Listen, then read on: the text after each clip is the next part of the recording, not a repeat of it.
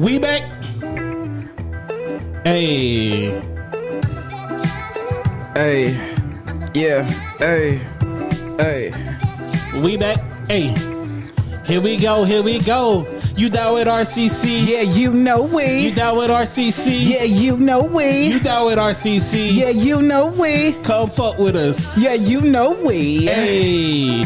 Ladies and gentlemen, welcome to episode 19 of the Real Creators Collab. I am your boy Marcus, aka the Notorious Big IG, aka Biggie Smalls, aka Christopher Wallace. Today is May 21st, Biggie Smalls' birthday. I didn't even know that. Yeah, man. Happy birthday. Nice little tribute to him to begin the podcast. Nice. It's your boy, you already know. It's your boy Levert, aka Leverticus, aka Sweet Motherfucking Willie. Sweet Dick Willie. Let's go. Another week back in the lab, man. How you feeling? Talk to me. I'm good, What's on your man. mind? I'm good. Another week. Hopefully getting toward the end of this pandemic. But I think this been a good week for me, man, to actually get out and get some sun and enjoy the nice weather that we've been having for the past couple of days. Because you know how like Georgia weather is in Atlanta. Like, we don't have consistent sunny days, man. Bipolar, bro. Weather be PMSing all the fucking time. Is that what it be doing? Yeah. Bruh. Like, you'll catch a goddamn pneumonia fucking with the Georgia weather, bro. That's what, learned a long time ago. Never put your winter clothes up during the summer. You always want to keep your winter clothes out and your summer clothes during the summer because, and even sometimes in the winter, because we having some days where it's like it be hot in the winter. Hey, stay ready so you don't got to get ready. Stay ready. Hey, man, but like I said, happy birthday to Notorious B.I.G. Also, fuck the Knicks. Yeah, Biggie the only thing in New York we fucking with this week. Hey. But the Knicks, I heard they got a good team this year. Oh, no, it's just the Hawks and the Knicks playing the playoffs. Playoffs start on Sunday. So, you think the Hawks got a shot? They got a shot. I mean, but you know, the media, the NBA, it's all conspiring against us. But like I said, fuck the Knicks. Shout out Biggie. Happy birthday, my brother. Happy birthday. Since we said happy birthday, I want to pivot with that and say rest in peace to Paul Mooney. Rest in peace to the legend Paul Mooney, bro. Paul motherfucking Mooney. Legend, comedian. He used to write for Richard Pryor.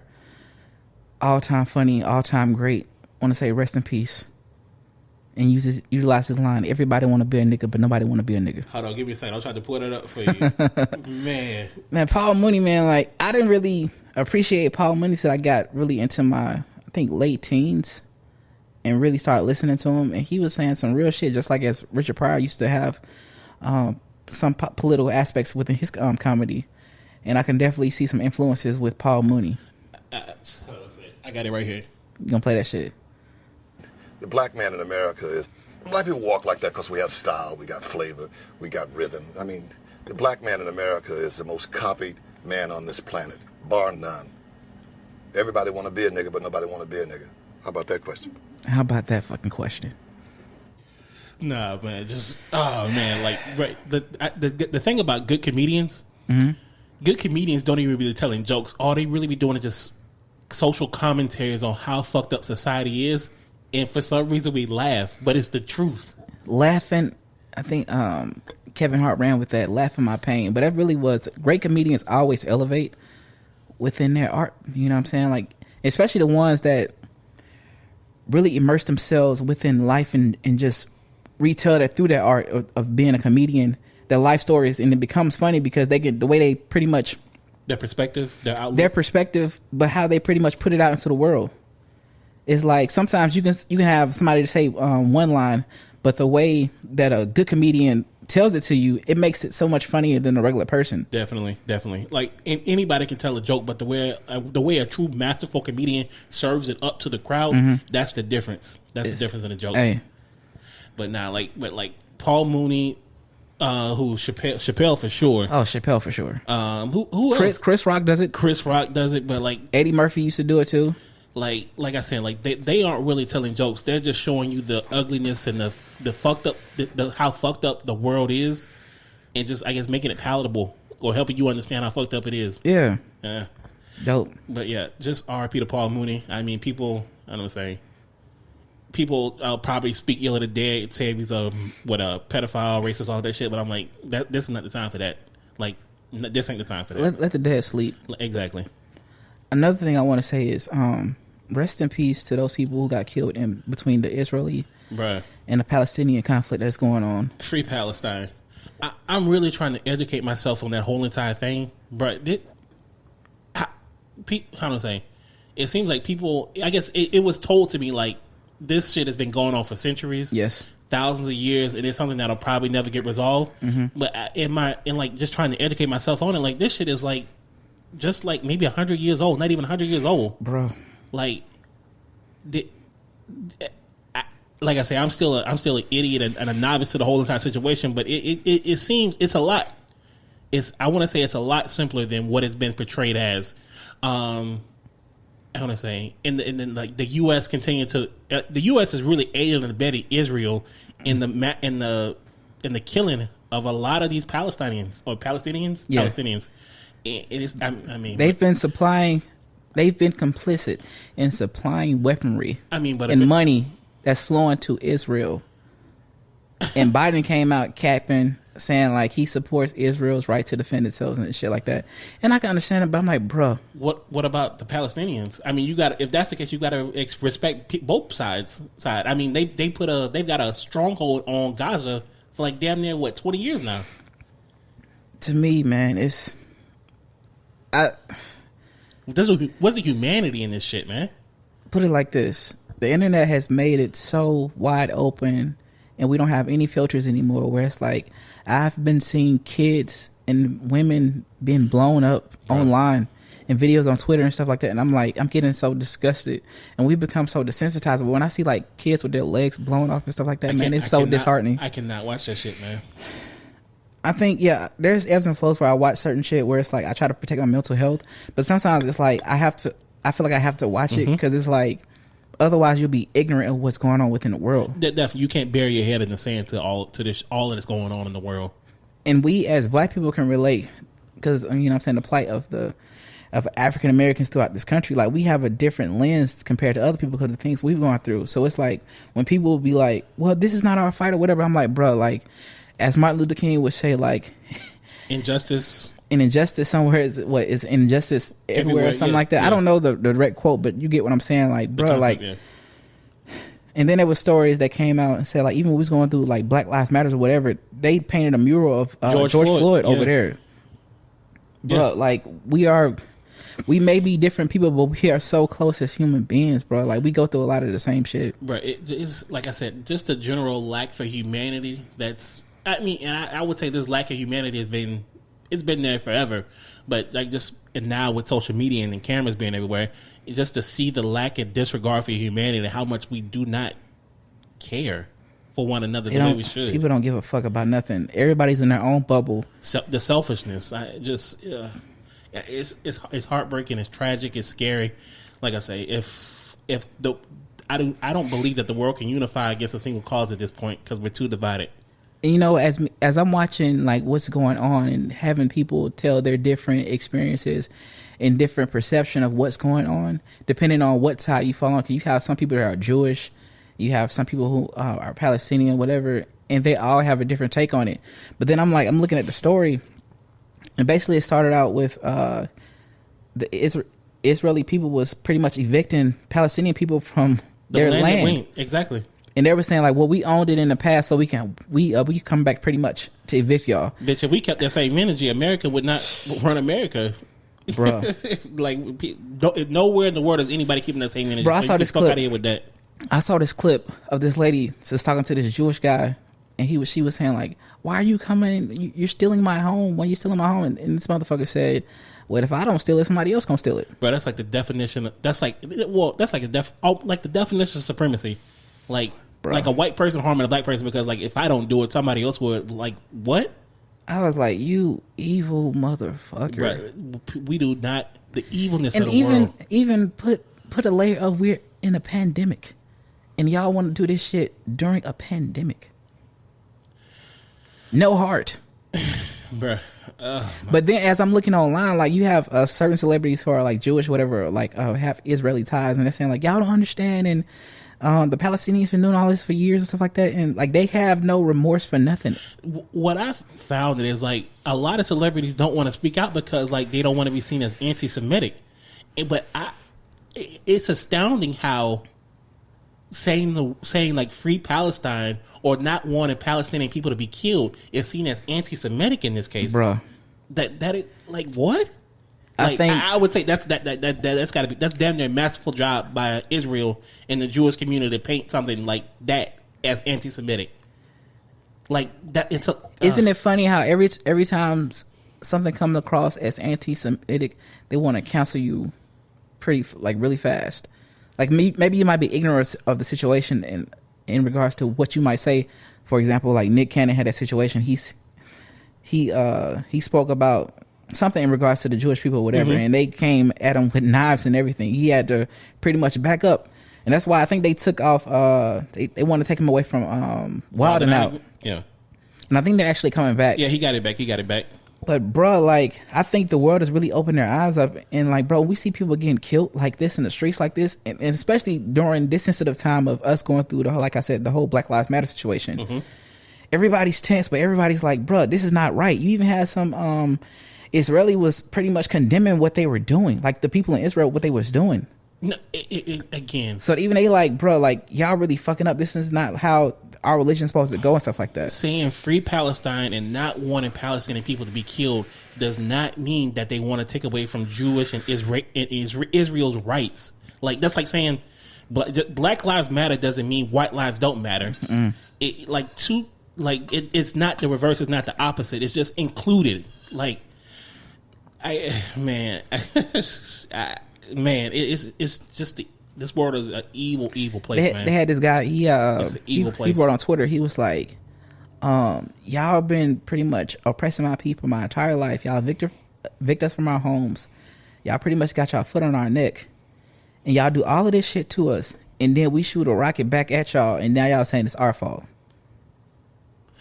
I want to say the response is Israel's response is like it's like, for lack of a better word, it's like somebody a smaller person trying to fight me. No, it's like if I'm Israel, and so it's like a smaller person swings on me because I did something to them. Yeah, and then I come back with full retaliation.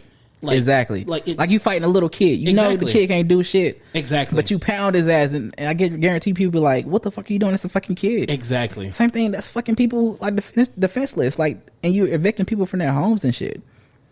Like, bro, what the fuck is this? Bro, it's evil, bro. It's evilness.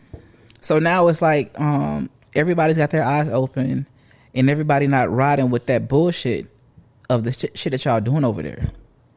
And you can say like, oh yeah, y'all have tensions in the past, but we talking about right now. We're not talking about it in the past. Like, this is inhumane what y'all are doing over there. Exactly. The past is the past. That's not going to change. But you have an opportunity and a moment right now to change how this shit goes in the future. And what you do from here going forward is what matters. Yeah, bro. And you know what? They had a story. They're saying now the tensions have risen so much. They're having some anti-Semitic incidents that's happening over in LA and really the US. So like this, I think people were out at the clubs or whatever, and then these guys hop out, and I think they were Palestinians. They was like, so anybody's here that's Jewish or whatever? And then some guy said, yeah, I'm Jewish, whatever. And then they took like a fucking I don't know, a bar or something. They started beating on the people that was in line at the fucking club or whatever. Bruh, so I mean, that's not right either, but it's damn, bro. When you see your fucking family members getting killed and blown up and shit, bruh. But I mean, we go through the shit weekly. I had this thought, like there've been wars fought throughout history. Like I'll say like an example, the Civil War. So that was fought against the North and the South in America, and supposedly the North won that war. But why does it feel like Southern ideals are the Southern ideals from then are still prevalent in the majority of America today? So I would ask the question: did the South really lose the war? Because the culture that they were trying to protect, short of slavery, is still intact. I mean, the way that they flowing, especially throughout Trump's presidency, and I'll say the same, alive and well today. And I'll say the same thing about World War II. Yeah, they fought Germany and Japan and the Axis powers in order to stop the anti-Semitism and all that. But the thing about it, the anti-Semitism still exists and still is prevalent today. So I'm like, did Germany really lose the war? It's really just a baffling concept. We just need a lot more love and a lot of less hate and I think it would never end, bro. I was about to say, cause is it that simple? I don't know, man. Like for some people who are, it'd be funny. Like the people who are so religious are so hateful. Oh, I mean, that's a whole different podcast. Like they've been brainwashed their religion that you can't even. Everything's black or white to them. There is no gray area. At the end of the day, follow the fucking money. That's what I would say. I wouldn't even. Oh man, I wouldn't go down the road because I'd definitely be labeled with something that I don't want. I'll definitely be labeled. No, I'm just saying, man. It's bad all the way around, and so much is going on in the world today, and it's like, where do we go from here, man? We coming out of fucking pandemic where a lot of people lost their lives, and then you want to add that shit on. You want to pile that shit on to what we're going through right now. And I think, we got to look at ourselves, like how, even though like this country is not perfect, we're more in a blessed situation where it's like they got fucking bombs going like left and right, and they trying to protect their families. They don't know, like people are so used to it. They just sit in their houses and they cower together and be like, we gonna get through this. And they can be here today and gone tomorrow. They had this guy that had a YouTube page where he was vlogging as he's a Palestinian in fucking pretty much Israel, whatever. And coming to find out, they said a story. He was vlogging for a couple of days, but he ended up dying. He's not here no more. And he was telling his kids like, "Oh, everything's gonna be fine." Within the video, whatever, he was vlogging this shit, and he's not here no more. Yeah, and I saw the tweet from the mother who was saying like she and her children were sleeping together. That way, if they died that night, at least they'll die together. They die together. No one will be left to grieve the other one. Bruh. That shit was heartbreaking. Hate. It's conflict. Miscommunication. Over what? Man, I mean, I haven't researched that much in regards to the history or whatever, but bruh. Over religion? Come on, man. No, nowhere in your religion does it say disregard humanity. And that was what they call them Zionists or Zionists. Zionists, yeah. That's what they were saying. Like you had these, they like Amish people. They were Jewish, whatever. Like this is not how our religion's supposed to go. We're not supposed to be killing people like this. Like what are they doing? We're condemning all the things that they're doing over there. Like I say, just free Palestine. Like our heart goes out to free all the Palestine. People. Our heart goes out to all those people. All those people. Man, I guess shit. I don't even know how to pivot from that. Nah. Something that did piss me off. So and I think I spoke about it on the previous podcast. Fuck the Falcons. The Falcons are looking to trade Julio Jones. I'll say this: Terry Fontenot, my nigga, you better stop pussyfooting around. Like you speaking out both sides of your mouth. You can't come in and say we wanna win now. No, they're not. But think about trading Julio Jones. Like if you're trying to win now, it's in your best interest to keep Julio Jones. Man, if you're going to if you want to rebuild, then say you want to rebuild, and if that's the case, trade Julio Jones. Don't restructure the front. Don't restructure Matt Ryan's contract. Trade him as well. Draft the quarterback or draft the quarterback. There's no point in getting Kyle Pitts. You don't pussyfoot. Why are you building around an aged quarterback? Don't pussyfoot around the situation. We done already been through too much. Just tell us what it is so we can get ready for it. And not even that, an aged quarterback with his number one weapon, his number one person with chemistry. You want to trade that person? What you trying to hinder Matt Ryan? Like it doesn't make any fucking sense. Like I say, Terry, no, fuck you, bro. At this point, do better. Do better. Communicate better. My resignation as a Falcons fan is pretty much in the mail. Nah, man, keep it. You might as well keep it, bro. It's just a game, man. You gonna still support. I know you is. Bruh, like I said, I'm not watching no more games until after they win the Super Bowl. Bro, they done won. They done gone 50 plus years without winning the Super Bowl. Nigga, I don't have 50 more years in me. You never know, man. You be 80 on your deathbed. Nigga, they wear that motherfucker. They wear that motherfucker now. You could die in peace. No. You know what? That's why I respect teams who have the balls enough to go after what they want. What do you mean, like who? Look what happened to Tampa Bay this past year. They put in all the eggs in one basket with Tom Brady. They got Antonio Brown. They got fucking Gronk. They put they paid all of their players. They like, listen, yeah, we gonna try to go after this shit this year. And what happened? They won that shit. I mean, I got you, but for every Tampa Bay, there's like also like the Dream Team Eagles with Michael Vick and then Deshaun Jackson and all them, and they fail. Okay, put it like this. Put it like this, motherfucker. Have the fucking balls to go after what you fucking want. All I'm saying, whether it's your fucking team or rather it's your fucking relationship. If rather it's a girl out there that you really fucking want, that's true. Don't be no bitch. Your team, your dreams, your relationships, go after goals, what the fuck you want. Your aspirations. Yeah, so that's what they did. They had the fucking balls and kahunas to go after that shit. And you might fail, but at least you fucking tried. At least you went for it. I mean, like, no, come on, like, I'm like, no little bitch. Come on, terrified. No, you bullshitting. Go for it. They had a lot of people saying like, "Oh, Terry, the way he doing things, he looking like a fucking double agent from the Saints." Oh. If this shit don't work out, we gonna call your ass out. Exactly. He go lose his job. So it is what it is. Fuck that nigga. But even with that, you got to look at the head with Arthur Blank. Like Arthur, like, bruh, you really not looking like you really want to win a Super Bowl. You gonna take that fucking hit. I know Julio's been hurt and whatever, but at least try for this one more year. Because I know after this year, they probably get rid of Matt Ryan. Matt not staying the whole fucking time. If he is, I'd be like, y'all dumb as fuck. Because you gonna utilize this 2 years. You gonna take fucking Julio away and still have Matt Ryan? You might as well have got Justin Fields. It's stupid.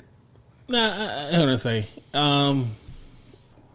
like I say, like me, I compartmentalize it. If you're gonna trade Julio, just trade Julio. I mean, it's unfortunate you're gonna trade the best player in your franchise history, but it is what it is. Just trade him so we can get adjusted. Bro, to even move on okay, with our feelings. We got Kyle Pitts, right? It's probably a generational player, but you don't know how he gonna turn out when he on the field. Yeah. I mean, who's to say? Yeah, he might end up being the best, but that is what it is. That's what I say. I'll say like this. Yeah, I want him to win a Super Bowl, but the thing about a Super Bowl, it is what it is. Like, it'll come and it'll go. What I enjoy most is like having a team that can win year in and year out. Like, I think back to the Super Bowl, the year we went to the Super Bowl. Mm-hmm. Yeah, I was upset that they lost the Super Bowl and everything, but what I enjoyed most was like the lead up to the Super Bowl, like those 2 weeks, that excitement. Yeah, that's what I enjoyed most about the whole entire thing. Yeah, I would like from to win the game, but short of that, like that excitement and having a team that was like continuously winning, that's what I enjoyed most about it. Yeah, I mean, I don't really want to think about those times. It is what it is. Nah, man, it's just a game. People, it's just a game.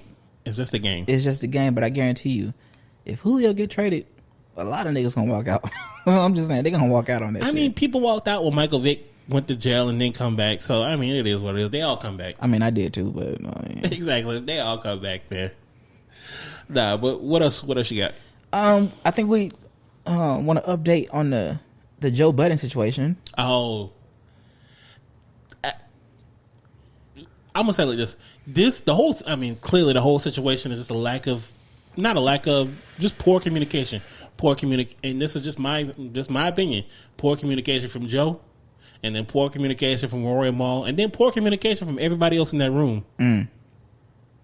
Like Joe, like if this is something that you're leading, in leadership you have to be transparent. Mm-hmm. And the thing about it, even if you're, I guess, I understand, like, even in leadership, people don't need to know the whole plan.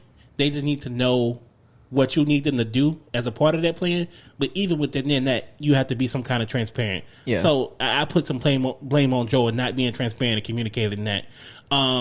Rory and Maul, for like, if you have issues and you whatever you are, co-partners, co-owners, or whatever you see yourself as, you allowing some shit to go, you allowing the problems to fester and not bring that shit up, like you got to be a man about some shit. Like, hard conversations have to be had. Exactly. Yeah. A lot of shit ends because people can't have hard conversations with each other. Yeah. Now, what you think? Yeah, I'm pretty much agreeing with that. There's one thing I would say. Well, we can pivot off of that and say, well, Rory Maul had a situation, but also Olivia Dope had a situation. The Olivia situation. Yeah. That came out this past week. She was one of the co-hosts for See the Thing Is under the Joe Budden's network, and she pretty much came out and say, like, the reason I left, because she's no longer with See the Thing Is, the reason I left is because I was sexually harassed during a taping of an episode, and she had the receipts and everything about. Bro, she had the receipts, the timestamps, all that shit. She had all that shit, and I'm like, in this moment, yes, I support Olivia dope, and I could also say, with some of the parts, to me, it wasn't really like as blatant, because I feel like that was just Joe being Joe, and they can say like, oh, boys being boys, but it was just the banter that Joe was having with the women. And the difference between the banter between Joe with the women is two of the other co-hosts, Bridget Kelly and Mandy B, I think that's her name. Yeah, Mandy. They're actually friends, so they know how Joe is. Olivia's the outlier, so that she don't have that rapport and relationship with Joe. So I wouldn't just approach a woman and be talking like slick reckless if I didn't know her like that. Yeah. Because some of the things Joe was saying, I was like, bro, that was kind of cringy. I wanted to say that shit. Like, yeah, and I think Bridget or Mandy said like that's how Joe is. Like, Joe is different on camera in that situation, but when he like comes on camera, he performs that way. Yeah. And I'm like, and that I understand, but I'm like, Joe, if that's the way you're gonna perform, then you got to be more tactful in that situation and know, like, just. I think Joe, he got too beyond himself, being cocky, and he didn't read the room. Because if you look at it, read the room. Liv was not comfortable with that shit at all. And I think when you've had different experiences with women, and black women especially, it's like you can tell when they not fucking feeling that shit, bro. So you got to pull that shit back. Yeah, you know what I'm saying? There were some edits and stuff like that, but when you saying like, hey, like, I want to fuck you and shit like that, like, and she don't give you a response of like, hey, I want to too, like, nigga, pull your ass all the way back. Hey, man, some people, there was definitely some signs missed by everybody in that room. Yeah, sometimes you get so used to being who you are, your personality on the pod or whatever. Exactly. You just like let that shit flow like that, and I'm like, bro, like, it's a learning experience. I think it's a learning experience for everybody. You got to know who you're dealing with and how to deal with certain people. You can't deal with everybody the same way, even if you have a relationship with the people that they're working with. Yeah, and people trying to, of course, cancel him for it. I'm like, oh, that's another thing, y'all. Cancel culture is real. Bullshit. It's not real. Listen, y'all can say, oh, I'm not subscribing to this and this and that. Motherfuckers still gonna make fucking money because everybody want to see what's gonna transpire. Everybody's really looking for the downfall of Joe right now, and I'm like, y'all talking all. I'm like, bro, Joe is not getting canceled. Bruh, like, if they didn't cancel fucking Trump for 4 years, if they didn't cancel fucking 6ix9ine, exactly, it's not canceling. It's like, just go sit down for a second, or put your phone down for a second, bro. Like, if somebody tried to cancel me, like, that problem will just be solved by me putting my phone down. That's not a problem. I think another caveat is, I think it's harder to cancel somebody when they have multiple streams of income. Like, you can cut this out, but nigga, I'm still flowing money in, so it really don't matter. I think that's what happened with the downfall of Chrisette Michele when she did that inauguration for Trump. They was telling her like, bro, they was like, listen, don't do the inauguration, because she went and sung for the inauguration. And Trump's inauguration. And they was like, don't do that. I think even Questlove, like, bro, I would pay you not to do this shit. Like, what do we got to do for you to not to do this shit? She went and did the shit, and then they pretty much killed their entire career. Bro, hey, you ain't heard from her since. I think she did an interview, a couple of interviews. Like I said, you ain't heard from her since. Ain't nobody looking for that shit. Oh, man, that's unfortunate, because Chrisette Michele can sing. Because she's singing, nobody listening? If a tree falls in the forest, nobody hears it. Does it really happen? Bro, you got to know your demographics. Come on now. Hey, man. But was that bag worth it? Like, come on now. That's the real thing. Every opportunity that comes with a bag doesn't mean it's a good bag. Like, every bag Preach. is not a good bag. Preach. Some of that shit, you're selling your dignity, you're selling your soul, you're selling your pride, you're shorting yourself. Like, every bag is not a good bag. Yeah. Be able to identify an opportunity that doesn't come with money. That's a good one. That's a good one. Yeah, that's all I'm trying to say. But now, shit, what we got next? You got an ain't shit motherfucker of the week? Actually, I think I got my ain't shit motherfucker of the week. I mean, you could put Joe in that because he had a terrible week. But I would say fucking Joe Biden. Talk to me. Motherfucker, I feel like every fucking day this man go without doing something for black people he deserves it. Yes, I feel that way too. Because we are black people, we are black men, and you just look at the aesthetics. This motherfucker was so happy. Look, listen, I support my Asian American community wholeheartedly. I love y'all, but it's like this. Me being a black man and looking through my lens of and the history we have throughout this country. Y'all went through some shit for a year within the pandemic, where there was a lot of anti-Asian crimes, hate crimes, for a year. Oh, even I'll even take it back to the 30s and the 40s with the what they call them internment camps for during World War II. Mm-hmm. Even within that, but like keep going. We as black people, it is 400 or 500 years. When have we ever got a fucking anti-black hate crime bill? And looking at Kamala, she looking like a fucking. I mean, I ain't never trust Kamala. Or Kamala, however you want to say her name. She was so excited to just announce the bill. I'm like, y'all. Kamala Harris. Whatever her name is. She irrelevant to me. But I'm like, y'all so happy. Like, everybody. But this is the thing. They didn't have lynching bills that's still within the Congress, the Senate. Trying to push through. It never gets pushed through. Sitting on desk. But the anti-Asian hate bill was a bipartisan bill where everybody on both sides came together to push this across. So we're looking at this shit like, y'all really don't give a fuck about us black people at all. It's so blatant. It's so obvious. I mean, we don't have to have these different examples and instances where we know what it is. You know what I'm saying? But when y'all was so excited, clapping and shit, like, why don't y'all like push some anti-black hate bills through the fucking Senate and Congress? Right. It's fucking disgusting. Like Jim Clyburn. I mean, even though I don't agree with some of the shit that he says, Jim Clyburn is a representative from South Carolina. Jim Clyburn and the people of South Carolina single-handedly saved Joe Biden's political career and gave this man the opportunity to get to where he is right now. And it has been over 100 days since this man was inaugurated, and he has yet to do anything to help this demographic of people. That's what I'm saying. Like, and I understand you've got 4 years, but that same urgency that those people turned out to the polls to support you should have did that. You should have came with that same fucking urgency. You took your old raggedy ass on fucking Breakfast Club and say, black people, if y'all don't vote for me, y'all ain't black. the fact that Charlamagne got that man to say some shit like that is hilarious. It's bullshit, man. But nah, bullshit. But yeah, Joe Biden, you ain't shit. We've been on that. Who your ain't shit? Nah, my ain't shit goes to Judge Peter Cahill. Judge Peter Cahill is the man. He was the judge over the George Floyd trial, and he's also the one presiding over the trial for the other three officers. Well, I wouldn't even call them officers. I really call them domestic terrorism, cowards, all of that evil. But yeah, but the other three officers, Thomas Lane, Jay Kung, and Tu Tao, whatever. I mean, well, fuck them. But this Judge Peter Cahill has decided to push back the trial for these three gentlemen, and they're being charged with aiding and abetting murder and manslaughter in the case of George Floyd. But he has pushed their trial back another year because he feels that they cannot get a fair trial right now because of the publicity of the Chauvin trial. Peter, that is bullshit. Trying to say, I wouldn't even say it's not justice. It's not justice, but you trying to delay people being held accountable for their actions is fucking disgusting.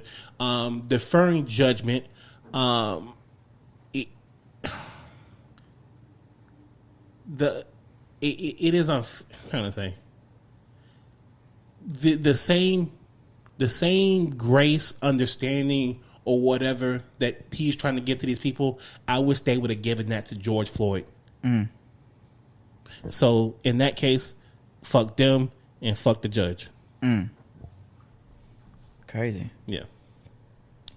But no, I think, what else you got? I think we out of here. Nah, one second. I want to give a shout out to Clarissa Jan Lim. Who is she?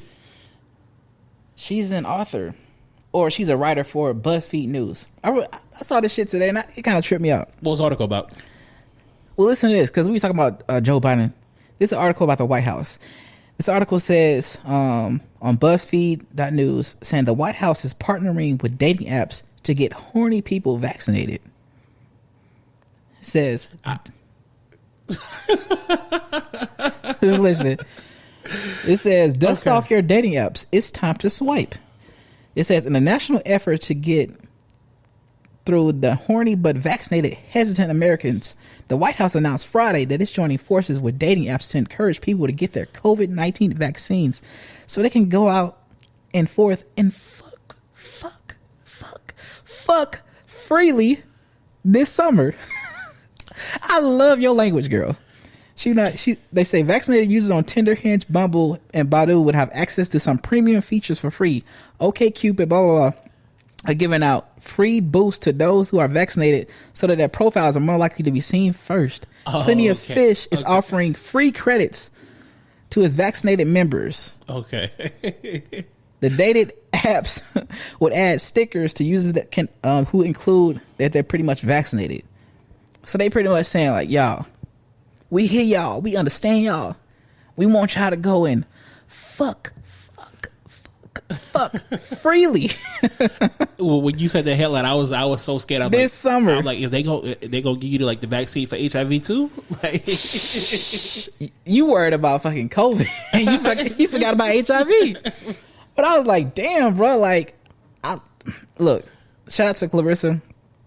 Hell of a job on this article because it's definitely grabbed my attention, and I feel that because you want to keep it safe. I feel like, you know what I'm saying, if you're trying to do some indoor Olympics, you need to make sure they have their COVID cards. Pay to play. Would you? All right. Quick question to wrap up the podcast. Would you rather catch COVID or gonorrhea? Save it.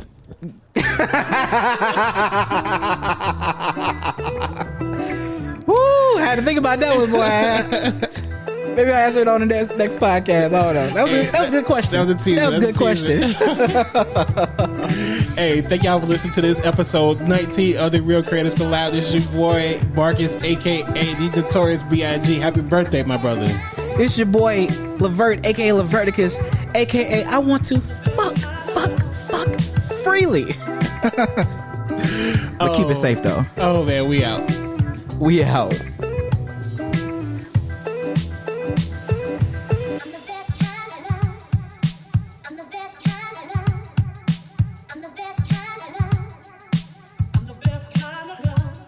Hey.